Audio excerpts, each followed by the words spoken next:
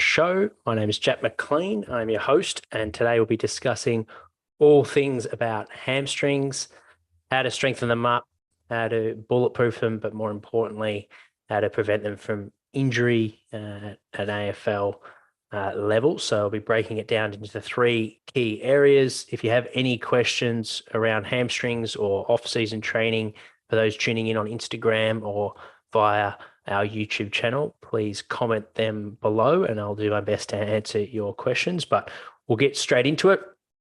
The key areas for me, from a hamstring point of view, to reduce the likelihood of injury for Australian rules football is number one, conditioning. So making sure you've got a resilient whole body when it comes to training. Obviously, football is a hugely demanding on your body. So we want to make sure that you're agile, you can change direction really, really well from a footwork perspective. So making sure that you're quick on your feet, both not in the forward plane, but also laterally.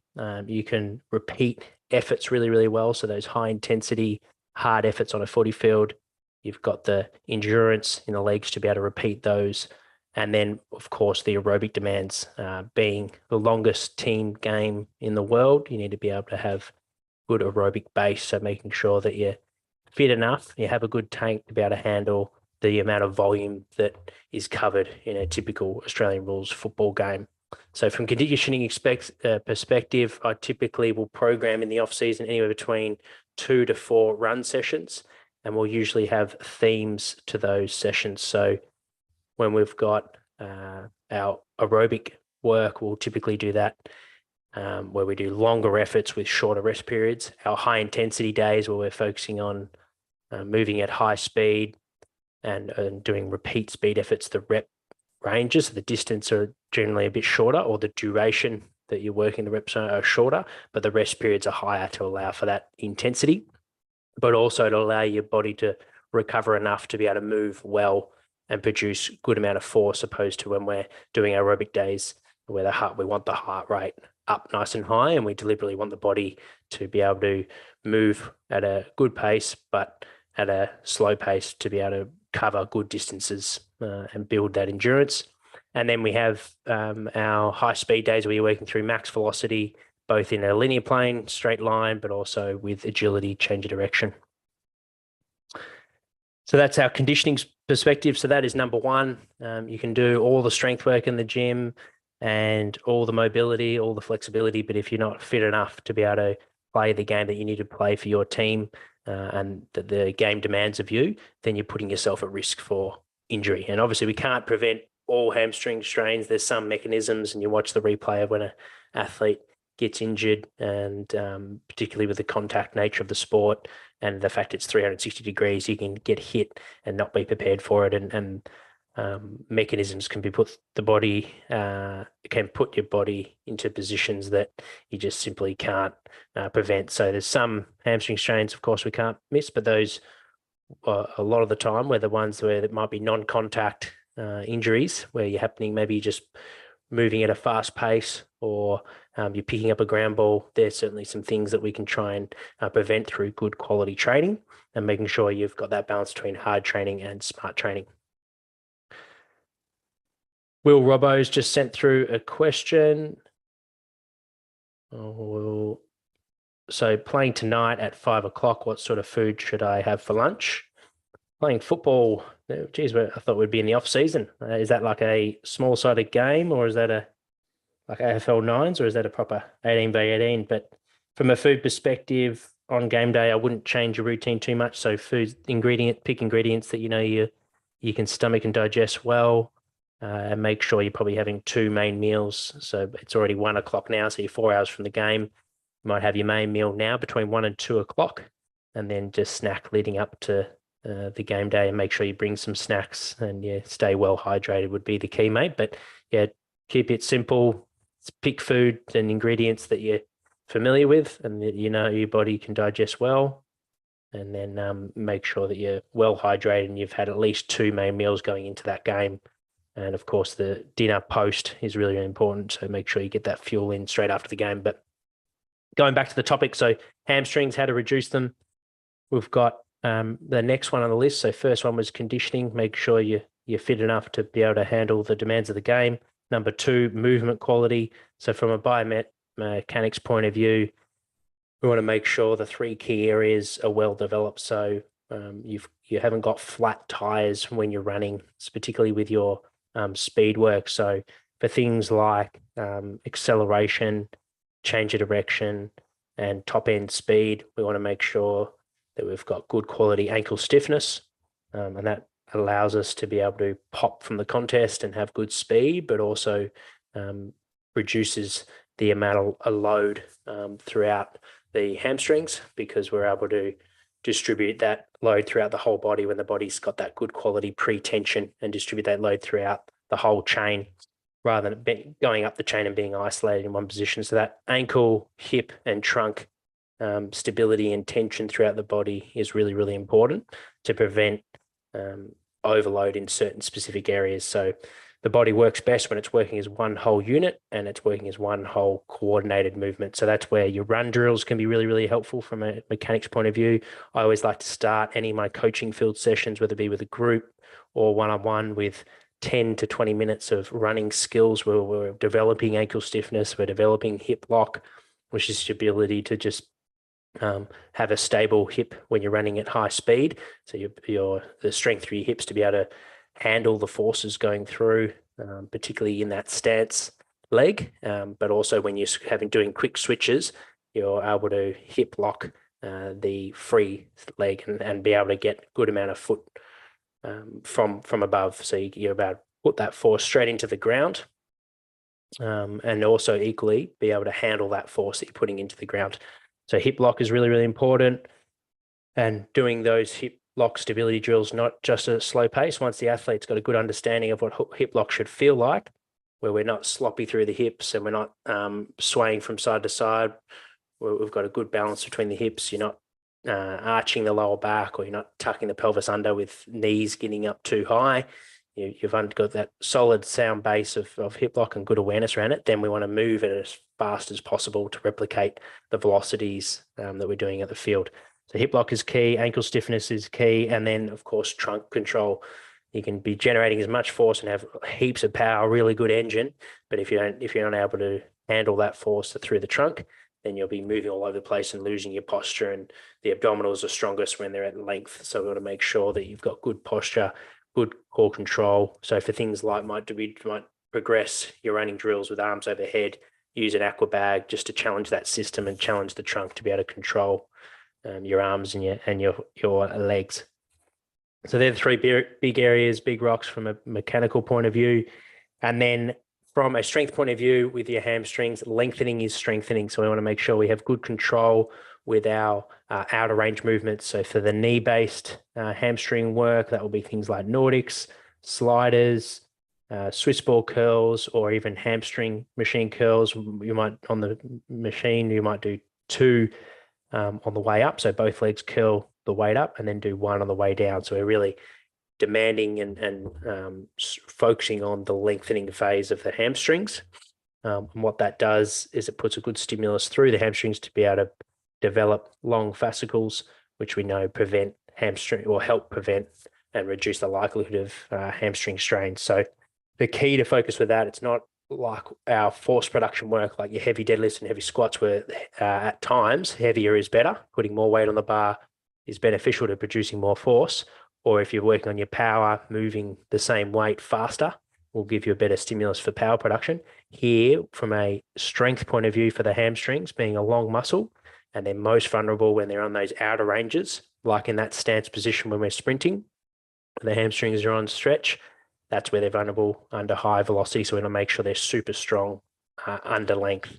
So that's where we want to prioritize the range of motion that you're moving through, and then progress, either add the weight, or you might go from a double leg to a single leg exercise to increase the load through the hamstrings. So lengthening and strengthening is the key. For your knee-based ones, I've mentioned those. Also add in a long lever bridge. So rather than doing like a 90-degree angle with your glute bridges, you just lengthen out the knee so it's the knee's only slightly bent, maybe 20 degrees, to strengthen the hamstrings on length.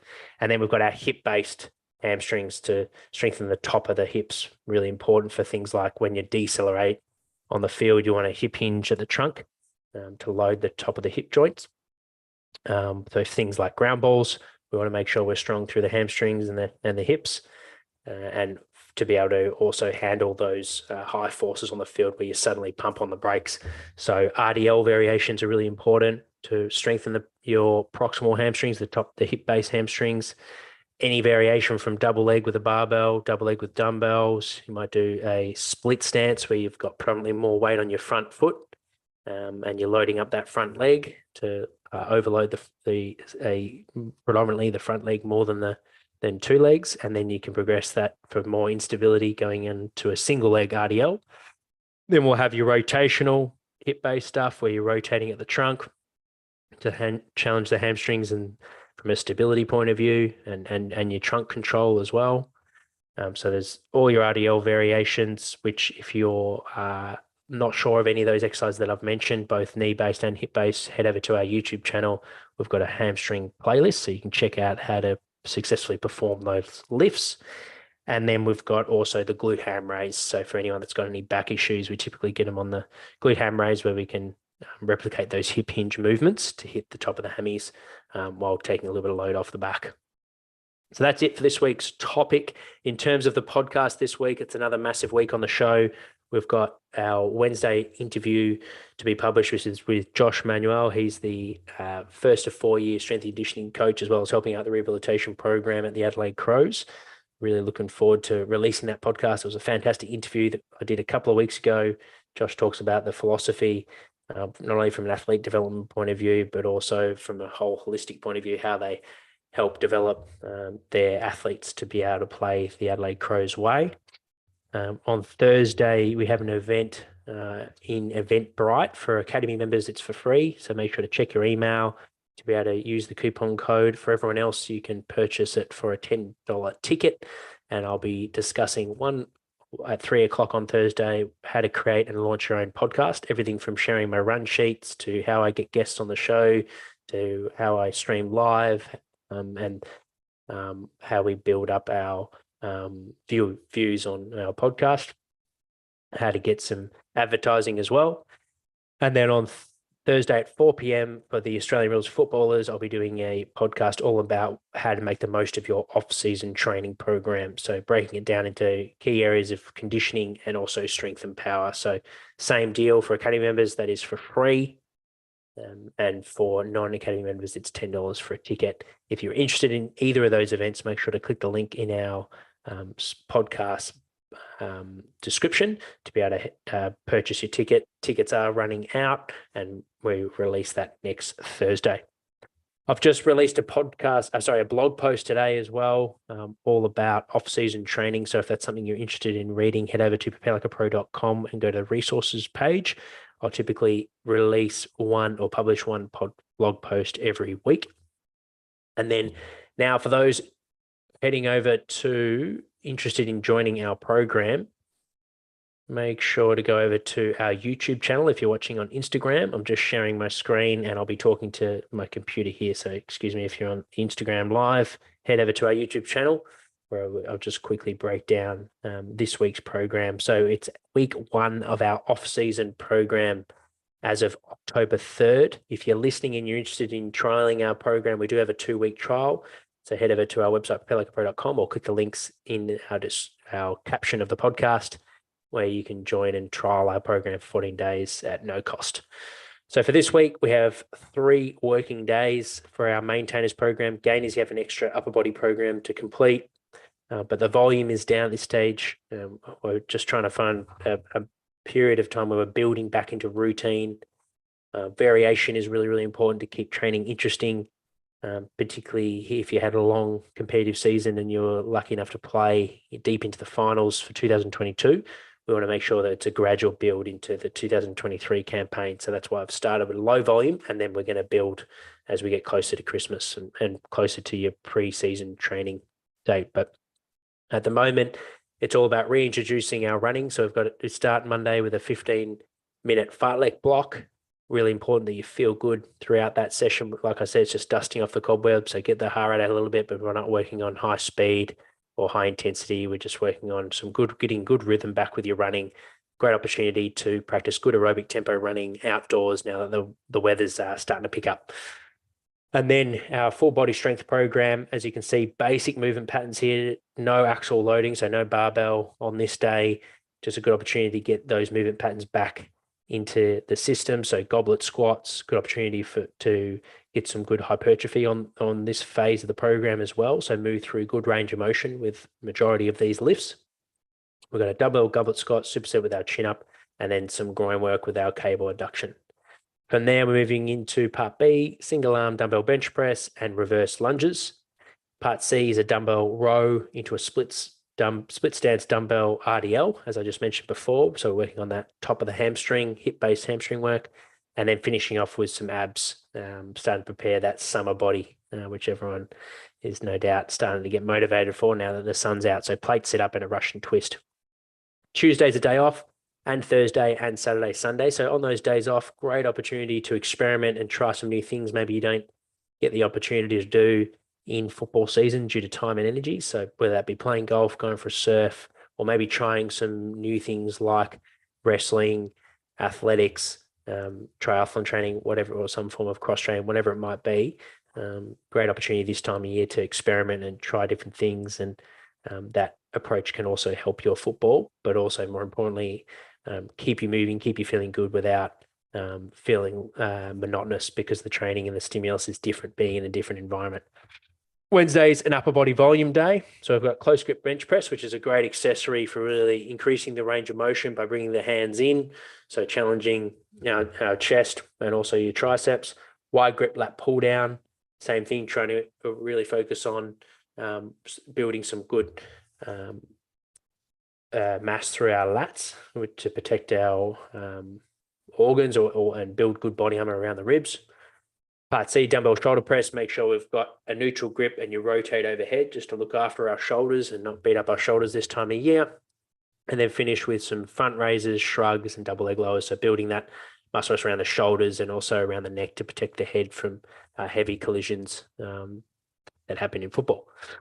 Thursday's day off, as I mentioned. Friday, we've got our main session of the week from a running perspective. So some intros, some speed prep. We're doing some dynamic ankle stiffness work, as I mentioned before. Really important that we're not running with flat tires, which is a sloppy ankle. We want to make sure we've got stiff ankles so we can pop from the contest with our speed work. So working on that dynamic plyometric work before we're into our running session. Then we've got some tempo running, some 2 sets of 4, 30 seconds on, 30 seconds off, 2 sets of 4, 40 seconds on, 40 seconds off. Roughly speaking, targets around 150 meters for 30 seconds and 200 meters for the 40-second efforts. High speed, 2 sets of 3 at 10 seconds. From there, you're aiming around in between 50 and 60 meters, building and just exposing your body to some higher speeds around that 70 to 80%. And then finishing off, once you've done those 2 sets of 3 with good amount of rest in between, we've got a 2-minute tempo effort where you're just holding that threshold pace, something you probably haven't done since last off season, running longer than a sort of 100-meter effort. So just maintaining a good rhythm and focus on quality cadence and not blowing up in that 2-minute effort, but actually holding a consistent pace all the way through. And then finish off the week with a full body strength where we've got our back squats back in the program. The box squat is no longer in the program. That's purely an in-season lift where we're trying to focus on maximum force production. Here, we'll reduce the weight on the bar because you're moving through those outer ranges. So squat as low as you can with good form and also that feels okay through your hips and your lower back. So like I mentioned before, off-season is a great time to focus on developing strength through your outer ranges. Then we've got in between your back squats, some kneeling face pulls. RDLs is our second key lift for the week. So another opportunity to strengthen up the hamstrings with your dumbbell bench press. Seated rows into a dumbbell step up. Make sure we get into that hip lock position at the top of your step up. And then we've got our 2 up, 1 down eccentrics on the hamstring curls. Only 3 sets of 3, but focus on the quality, like I mentioned before, that real lengthening phase on the way down with one leg. And then we finish with some core work and some shoulders with our lateral raises, skull crushers, and plank. So that's it for this week. No live podcast for the next couple of weeks. just having a bit of a break from our events over the next couple of weeks. But we do have a workshop next Thursday, as I mentioned, one for the coaches and business owners on how to create your own podcast, and then another for footballers all about how to maximize your off-season training. So if you're interested in those events, make sure to head over to our Instagram, and direct message me, and I will send you the details. Otherwise, I'll see you guys either in the academy or at our next live event. Thanks for tuning in.